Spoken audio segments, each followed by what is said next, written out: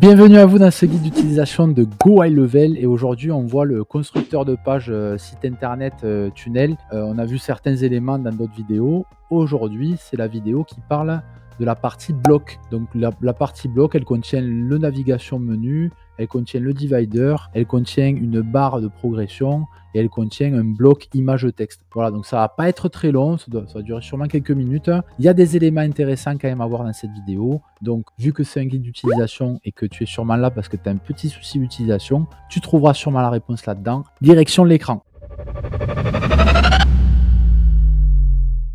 Alors voilà, donc on se retrouve sur une page de démonstration, hein, peu importe le look de la page. Et en fait, on va commencer par l'élément qui est en haut, hein, la partie navigation menu. En fait, hein, si j'en mets un là, on voit bien que c'est le même genre de truc. Hein, logo à gauche, menu à droite, sauf que là, il a été un petit peu modifié différemment, mais c'est bien une navigation menu. Et donc, je vais travailler directement sur celui qu'il y a dans le modèle. Donc, quand je clique dessus, ben voilà, j'ai comme d'hab un petit truc qui apparaît à gauche avec les padding top, donc l'espace interne entre les éléments et le bord haut, l'espace interne entre les éléments et le bord bas, donc c'est le padding interne. Donc on voit bien que là, ça vient mettre un padding. Et on a le margin top qui est disponible pour créer un espacement supérieur entre la partie externe et les éléments qu'il y a au-dessus. Voilà, donc on peut changer le background de tout le module, hein, tout bêtement. Voilà, bon, ça c'est des choix de design, donc je ne vais pas rester en train de réfléchir sur les choix de design. Par contre, il y a un truc qui est intéressant, on va dire, ils ont été intelligents de le mettre, c'est quand même qu'on ait dissocié le background color de la partie ordinateur et de la partie mobile. Pourquoi? Parce que sur la partie mine de rien, sur la partie ordinateur et mobile, on peut tomber sur un look qui ne va pas aller. Regardez, si j'ouvre le menu ici, là j'ai mis un background blanc. Si par exemple j'avais mis un background transparent, ben voilà ce que ça donne. Tandis que sur ordinateur, alors mince, ça m'a mis un petit bug, voilà. Sur ordinateur, la section elle-même, elle est blanche ici, hein, parce que le fond de page est blanc. Mais quand je viens sur mobile, mais on voit bien que c'est pareil, la section est blanche parce que le fond de page est blanc. Mais quand j'ouvre le menu mobile, vu que le menu mobile se présente comme ça sur mobile, forcément, hop, on ne voit plus rien. Donc, heureusement qu'ils ont permis de mettre un background. Et en mettant le background comme ça, vous aurez votre menu mobile qui sera très très clair. Alors après, à vous éventuellement de faire un truc blanc. Vous pouvez faire ajouter une couleur, choisir du blanc. Et sur le blanc, mettre un petit peu d'opacité, mais pas trop. Hein. Voilà, de se mettre sur un 88% par exemple. Ouais, de faire Add Color. Et donc là, on aurait quelque chose qui laisse transparaître quand même le reste de la page derrière. Donc c'est pas dégueulasse. À noter aussi que sur cette page, je crois que j'avais déjà augmenté je suis sûr d'avoir déjà augmenté la taille de la police mobile. Parce que initialement, sur la partie mobile, voilà, je crois que c'est réglé genre dans ce genre-là. Voilà, donc imaginez, c'est un peu con qu'il l'ait réglé comme ça d'ailleurs, parce que si vous arrivez sur le menu navigation et que vous appuyez là, que vous voyez ça, voilà, ça fait vite peur. Hein. Bon, je pense que c'est un peu dommage de leur part. D'ailleurs, je vais l'importer pour vérifier ce que je dis. Voilà, si par exemple lui, je passe en mobile, voilà, on voit bien que là, je clique, voilà, vous voyez, il y a un petit plus là, on voit même pas limite ce qui a été écrit. Donc ça serait bien que par défaut, ils aient mis un fond blanc opaque avec un peu à 90% d'opacité. Voilà, donc c'est pas le cas. Donc pensez bien, regardez, pour résoudre ça, c'est très rapide par contre. Hein. Je viens prendre le mobile background color et je vais le mettre plutôt sur un fond blanc comme ça. Et ensuite, éventuellement, je vais travailler sur la size, la taille des polices. Hein. Voilà, et là, c'est réglé. Attention néanmoins, la taille des polices influe sur la taille de l'hamburger. Et on appelle ça un hamburger. Donc voilà, sachez-le. Voilà, donc je pense que c'est les éléments les plus importants à dire sur la partie menu. Après, voilà, letter spacing, c'est la taille, les espacements entre les lettres, l'alignement du texte à droite, à gauche, au milieu. Alors, peu importe, tout ça, c'est des éléments, on va dire, j'ai pas trop besoin de vous faire un tuto. Ici, je vais mettre le title et bien sûr la page vers laquelle ça va aller. Donc par exemple, ici, la personne qui a construit ce modèle a choisi que ça aille vers une section. Donc on voit bien qu'il y a marqué dièse et section blablabla. Blablabla. Donc ça veut dire que ça, c'est ce qu'on appelle un encre de page. Et si on clique sur Classes, ben, il a sûrement envoyé ici. Et donc cette section-là, on trouve son nom Advanced ici. C'est la section W50PK quelque chose. On va vérifier si le Classes, il est bien sur W50PK quelque chose. Voilà.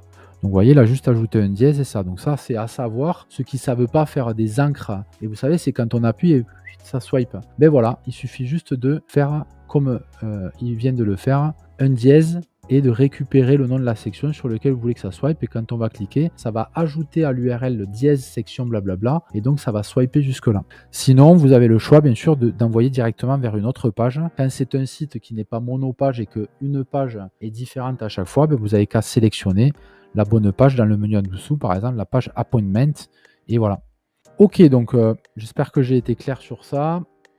Ensuite, bon, ben, on règle quoi? La police, c'est typographie. Soit on prend les typographies de titre, de paragraphe ou custom.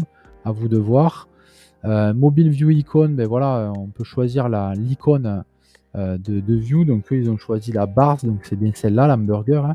Mais vous avez la possibilité de changer la vue de cette icône-là et de celle qui est ici. Voilà, à savoir.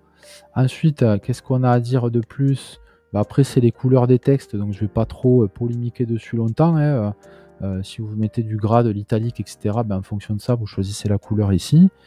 Horizontal spacing, ben, c'est l'horizontal spacing. Hein. Vous pouvez rapprocher les éléments ou leur donner au contraire un petit peu d'espace. Vertical spacing, même histoire. Hein. On a un espacement vertical qui peut être réglé. Ouais, il y a quelques réglages comme ça qui sont bien. Logo in menu, ben, ça veut dire ce que ça veut dire. Hein. Est-ce que vous mettez le logo ou pas? Ce n'est pas forcément le cas d'avoir le logo en haut dans le menu. Brand logo, ben forcément, vous importez votre logo avec une optimisation d'image. Vous choisissez une taille maximale. Tant qu'à faire, essayez d'importer un logo qui a une taille qui est à peu près dans la bonne taille, 150 pixels par exemple, 200 pixels, plutôt que d'envoyer un logo qui fait 1000 pixels et de le brider ici. C'est pas forcément intelligent. Voilà. N'oubliez pas, à chaque fois qu'il y a des images, d'utiliser le alt text ici pour le SEO. Voilà, mais bon, on ne parle pas de SEO dans cette vidéo. Et ensuite, ben, vous pouvez éventuellement faire en sorte que quand on clique, il se passe quelque chose. Moi, ça me paraît sympa que quand on clique sur l'image, ben, on revienne sur l'accueil. Donc, ça vaut le coup de mettre un Go to Website URL et de rajouter ben, finalement votre propre adresse de site internet. Voilà. Pas plus à dire pour cet élément-là. Hein. Donc, on a des détails en advanced de lignes, hein, des hauteurs de lignes. Le texte transform, ben, on a déjà vu ça sur la partie texte. On peut mettre lowercase, uppercase pour que ce soit en grand, en pas grand. Et après, ben, des histoires de border, hein, de mettre un petit border autour du menu. Voilà, c'est des options de design, ça. C'est un guide d'utilisation, donc je vais quand même jusqu'au bout. Border solide, pas solide. Est-ce qu'on met des points ou des pointillés? Est-ce qu'on les met épais? Ou est-ce qu'on les met pas épais? Est-ce qu'on les met d'une couleur ou est-ce qu'on les laisse noirs? Enfin, etc. Donc là, j'ai mis une petite couleur jaune pipi. OK. Et ensuite, pour finir, le border radius qui permet de mettre un arrondi. Donc, je vais laisser ça en noir pour que ça se voit un peu mieux. Voilà, on va mettre un solide. Donc là, on voit bien qu'il y a un truc qui s'est mis en arrondi. Donc, faites bien attention aux espacements ici, du coup, que ce soit pas caca. Donc venez régler les espacements en padding, hein, ça vaut le coup de les régler.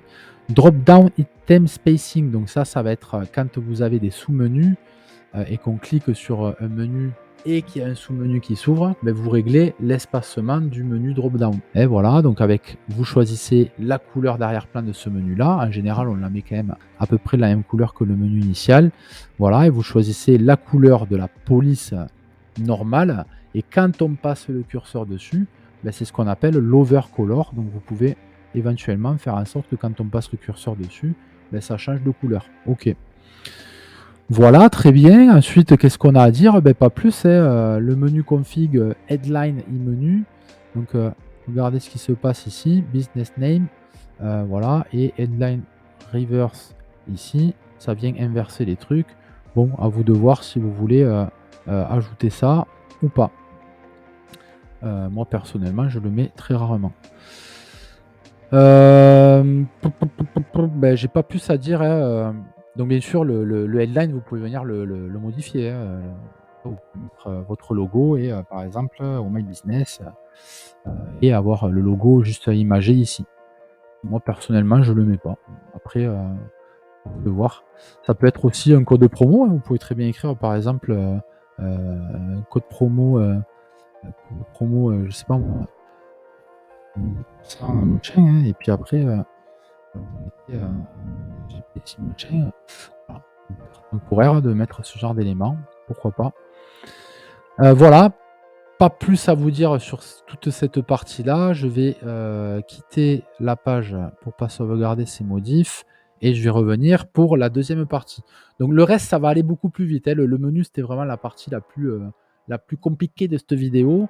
Maintenant, on va voir le divider, ça va prendre 1 minute. Le pourcentage de progression, ça va prendre 1 minute de plus. Et après, on va voir le bloc et image. Et ça, c'est pareil, ça va être assez rapide. Donc voilà, on va l'insérer ici, par exemple. Je vais insérer, hop, un full width avec une ligne dans lequel je vais ajouter le premier élément, donc l'élément divider. Donc un élément divider, c'est une ligne sur lequel vous pouvez régler la couleur, par exemple une ligne rouge ici pour ce genre de site, ou orange. Et on choisit si cette ligne est alignée à droite ou à gauche, et on va lui donner par exemple une taille. Voilà, ce qui fait qu'on peut gérer des trucs sympas avec un texte, une petite ligne, hop. Ensuite, on crée un autre module avec un texte à droite et une autre ligne, et ça crée une espèce d'escalier d'information. Franchement, c'est pas dégueulasse. Vous pouvez l'essayer, hein. Je vais pas vous faire la démo ici pour pas perdre trop de temps, hein. Mais vous avez compris le principe, hein. Là, je mets un texte en dessous, un paragraphe, et puis après, tac, à gauche, on met la même chose, sauf qu'on met le divider à gauche. Et c'est assez souvent utilisé. Donc, bien sûr, la largeur du trait, et si on met des traits ou des pointillés ou des petits points. Voilà, donc toujours pareil, hein, ça peut donner des petits effets de design sympa, hein. Même par exemple, si vous mettez qu'un truc à 10% comme ça avec une petite phrase en dessous. Voilà, c'est un divider. Donc j'ai fini. Est-ce que j'ai fait plus d'1 minute? Je sais pas. Je continue.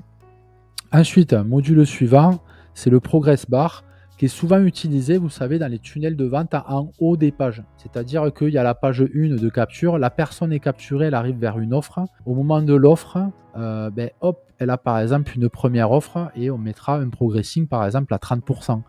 Et ensuite, quand elle valide, tac, ça lui met le truc à 60% sur la deuxième page et sur la dernière, 90%. Et elle sait que voilà, grosso modo, elle a compris qu'il y avait 3 étapes pour arriver jusqu'au bout de son offre complète. Voilà, donc ça, c'est une façon de faire. Donc forcément, vous pouvez mettre le pourcentage ici, un mot-clé ici, avec même écrire le pourcentage. Donc par exemple, votre parcours, voilà. Advanced, vous allez choisir justement le pourcentage. 30% ici, tac, ça va donner plutôt ça.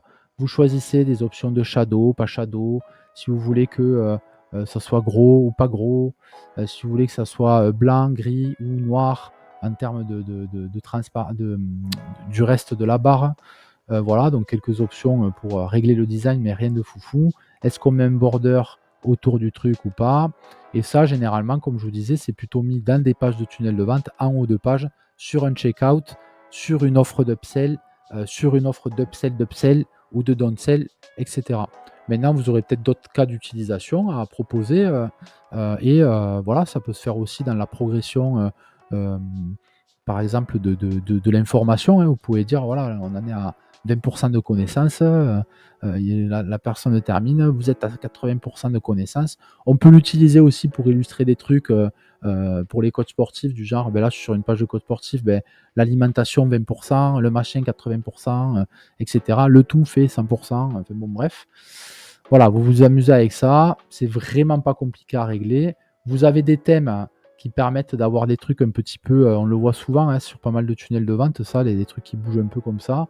Voilà, donc c'est pas mal de les utiliser pour le coup, les thèmes, parce que vous pouvez pas forcément reproduire ce genre d'effet si vous n'avez pas le thème actif, quoi. Donc voilà, donc un thème par exemple dans vos couleurs, Si cette couleur vous va bien en vert, vous mettez ça. Et voilà, donc on a fini la partie Progress Bar et on va voir maintenant la partie Image Feature. Donc là, c'est plus ou moins en général pour présenter quelqu'un d'une équipe, présenter un service avec l'image, le texte et sa description. Donc là, vu qu'on a déjà vu dans les autres vidéos la partie texte, la partie image, je ne vais pas y passer longtemps. Hein. On a vraiment... donc toujours pareil, il y a des histoires de thèmes pour avoir des looks préconçus, hein, avec de l'ombre, des traits, etc. Moi, en général, je n'utilise pas trop ça parce que je sais pas, je suis pas fan. Je préfère faire mes propres réglages. Et ensuite, voilà, vous mettez votre image avec le lazy load pour que l'optimisation de chargement, pour que vous ayez une image qui soit avec le CDN optimisé, etc. On choisit éventuellement la taille de l'image si on la veut plus petite. On choisit un alt texte pour le SEO, donc qui décrit correctement l'image avec des mots-clés. On choisit une icône, pourquoi pas, qui va se situer ici sur le texte, sur la partie texte ici. Voilà. Ensuite, on choisit bien sûr les couleurs de notre headline et notre texte. Donc headline c'est ici, texte c'est ici. Voilà, les paddings, donc les paddings qui vont être par rapport au trait orange là qu'on voit à l'écran, les margines haut et les margines bas. Voilà. Ensuite, on choisit la size des colonnes, donc on peut privilégier d'avoir du 50-50 jusqu'au 80-20. Voilà. Donc ça, c'est une histoire de design. Alors ça peut être sympa d'avoir un en 50-50, 2 en 80-20 et de nouveau un en 50-50 pour donner une petite variété. Et ça donnerait quelque chose dans ce genre-là. Voilà, un en 50-50. Ici, celui-là, là, et celui-là, on va le faire descendre d'un ou deux rangs. Voilà, ici. Voilà, donc ça peut donner une espèce de petite... par exemple, pour des challenges sportifs, challenge 1, challenge 2, challenge 3, challenge 4, ça fait une espèce de petite boucle. C'est pas vertical, ça donne un petit design différent. Voilà, est-ce qu'on met le texte en avant en premier ou est-ce qu'on met l'image en avant, hein? On peut choisir du coup une inversion. Alors du coup, là c'est très intéressant parce que regardez, on a image, texte, image, texte, image, texte, image, texte. Alors sur mobile, on voit bien que du coup ça change rien. Mais regardez ce qu'ils ont quand même pensé, c'est image, texte, image, texte, image, texte, image, texte, c'est très bien.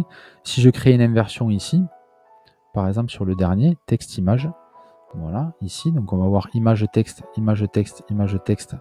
Et ensuite, ici, on garde image texte. Donc ça, c'est sympa de leur part parce que sur mobile, enfin sur ordinateur, des fois, on aime bien avoir l'image, le texte, puis le texte et l'image. Et je vais vous l'illustrer tout bêtement avec deux uniquement. Vous allez vite comprendre de quoi je veux parler. Voilà, on va enlever ces deux du milieu. Voilà, sur mobile, si par exemple, j'autorise, voilà, ça comme ça, que je prends, on va mettre une image ici. Hop, il est où, il est où, il est où? Il est là. On va mettre une image un peu plus grosse. Non, c'est bon. C'est ça, on est au plus gros. On va raccourcir un petit peu ici à 80 peut-être. Voilà. On aime bien avoir ce genre de truc sur ordinateur. C'est-à-dire une première image qui est à gauche avec un texte à droite et ensuite une deuxième image qui est à droite avec le texte à gauche. Et on aime bien faire ce genre de truc. Seulement, sur mobile, vu que ça s'empile, théoriquement, ça ferait image, texte, texte, image. Donc ça ferait pas cool. Sauf que eux, ils ont quand même pensé à garder l'inversion mobile, de garder l'image en premier. Donc c'est super intelligent. Voilà, c'était juste la parenthèse, mais c'est cool qu'ils y aient pensé. Ça mérite pas un tutoriel du coup, s'ils y ont pensé, mais voilà, je le souligne et je les félicite d'avoir pensé à ça. Ok, donc ensuite on a quoi? On a fini, hein, on a fait le tour. Quand on a réglé tout ça, il n'y a pas grand chose de plus à régler. On peut mettre sur chaque image, ouvrir la pop-up ou envoyer vers une site URL si on clique dessus. On peut choisir forcément la taille des fonts sur desktop et sur mobile indépendamment, donc ça c'est cool. Et ensuite dans la rubrique avancée, comme d'habitude, on peut mettre un petit border, on peut mettre un circle ou un round corner, donc c'est assez simple et basique, mais bon, honnêtement, moi j'utilise jamais ça, je préfère, comme là ça a été fait, créer moi-même un canevas avec une image qui est implantée avec une déco, et envoyer directement cette image plutôt que d'utiliser ces effets-là. Voilà, et après il y a le côté black and white, voilà, qui rajoute un petit truc qui peut vous aider des fois, je sais pas. Voilà, j'ai terminé cette vidéo, donc j'ai pas vraiment beaucoup de choses à dire sur cette partie. On va dire que la partie la plus intéressante, c'était vraiment de comprendre le navigation menu bar pour pas galérer à avoir un menu mobile sympa. Pour les autres éléments, ben, je suis obligé, vu que je me suis engagé à faire un guide, de passer un peu tout. Donc désolé si des fois c'est un peu long, mais sachez que je fais ça sur chacun des éléments. Donc si vous avez un problème d'utilisation sur un élément, ben, forcément vous saurez que même si ce genre de vidéo est un peu longue et redondante, un peu ennuyeuse, on va dire, ben, vous savez qu'à un moment donné, je parle du truc sur lequel vous êtes en train de buter, donc c'est quand même cool. Voilà, pour ceux qui me connaissent, ben, venez sur les classrooms et qui sont élèves chez nous, venez sur les classrooms pour qu'on puisse échanger stratégie, parce que mine de rien, là il y a des éléments stratégiques qui peuvent être très pertinents à discuter. Donc ça, on en discute en classroom. Pour les autres, c'est commentaires YouTube ou groupe Facebook. Vous êtes les bienvenus, j'essaierai de vous répondre personnellement. Et donc je vous dis à très bientôt.